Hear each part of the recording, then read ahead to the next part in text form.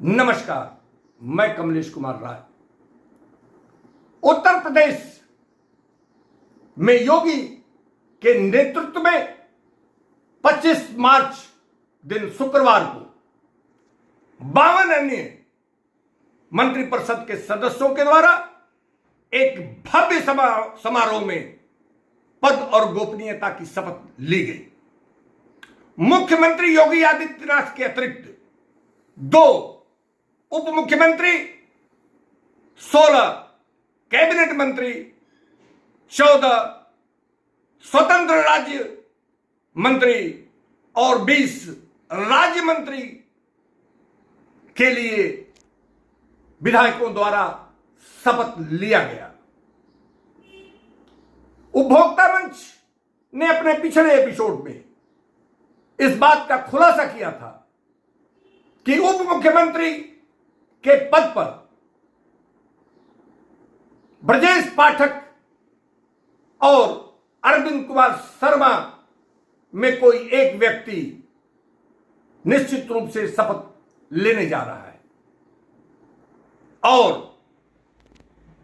उपभोक्ता मंच के इस खुलासे को मंत्रिपरिषद गठन के बाद मोहर लगा दी गई, जब ब्रजेश पाठक ने केशव प्रसाद मौर्य के बाद उप मुख्यमंत्री के पद का शपथ लिया।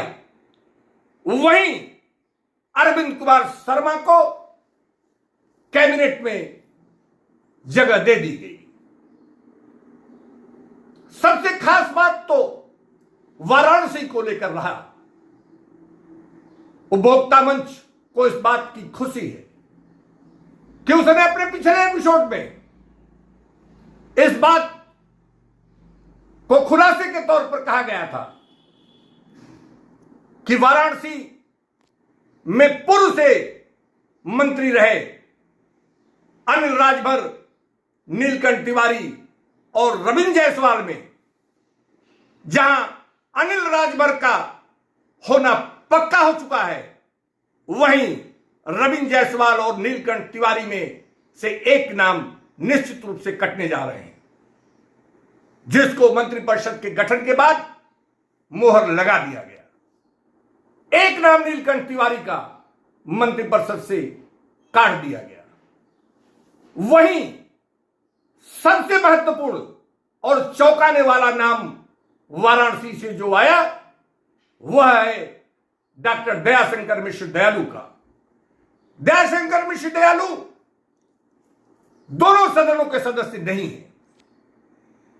पिछले कार्यकाल के दौरान दयालु को पूर्वांचल विकास परिषद में नामित कर राज्य मंत्री का दर्जा दिया गया था। दयाशंकर मिश्र दयालु निश्चित रूप से एक जुझारू और मिलनसार व्यक्तित्व के धनी व्यक्ति माने जाते हैं। वाराणसी में उनकी एक अच्छी पहचान है। उनकी लोकप्रियता से, उनके मिलनसार स्वभाव से सभी वाकिफ हैं और निश्चित रूप से जिस ढंग से नीलकंठ तिवारी जो विधायक तो चुने जा चुके थे, बावजूद इसके उनके स्थान पर दयाशंकर मिश्र दयालु को मंत्रिपरिषद में बतौर राज्य मंत्री स्वतंत्र में पद और गोपनीयता की शपथ दिलाई गई। उससे भारतीय जनता पार्टी के ही तमाम लोगों ने इसका खुले मन से स्वागत किया। सबसे खास बात यह भी है कि अरविंद कुमार शर्मा जो मऊ जिले के रहने वाले हैं, गुजरात कैडर के रिटायर्ड आईएएस हैं, जब से उत्तर प्रदेश की राजनीति में विधान परिषद के सदस्य होने के बाद से उनकी सक्रियता बढ़ी, तभी से उनको लेकर तमाम अटकलें और चर्चाओं का बाजार हमेशा गर्म होता रहा है। प्रधानमंत्री नरेंद्र मोदी के अत्यंत नजदीकी माने जाने वाले अरविंद कुमार शर्मा को लेकर हमेशा इस बात की चर्चाएं रही हैं कि वो मुख्यमंत्री बनाए जाएंगे, वो उप मुख्यमंत्री बनेंगे, गृह मंत्री का पोर्टफोलियो उनको दिया जाएगा। इस तरीके की चर्चाएं रही। साथ में पिछले दिनों यह भी देखने को मिला कि इन बातों की संभावनाएं भी जताई जाने लगी कि प्रधानमंत्री नरेंद्र मोदी और योगी आदित्यनाथ के बीच AK शर्मा को लेकर कुछ जिच और नाराजगी भी हो चुकी थी। लेकिन इस शपथ ग्रहण में जिस ढंग से अरविंद कुमार शर्मा को कैबिनेट में शामिल कर लिया गया, उससे इन तमाम चर्चाओं पर पूर्ण रूप से विराम लगा दिया गया। कुल मिलाकर आने वाले 2024 के संसदीय चुनाव के लिए भारतीय जनता पार्टी ने यह जो एक भव्य इवेंट ऑर्गेनाइज किया, उसके द्वारा एक संदेश देने का प्रयास किया गया कि वह एक मजबूती के साथ आने वाले चुनाव में मैदान में उतरने जा रही है।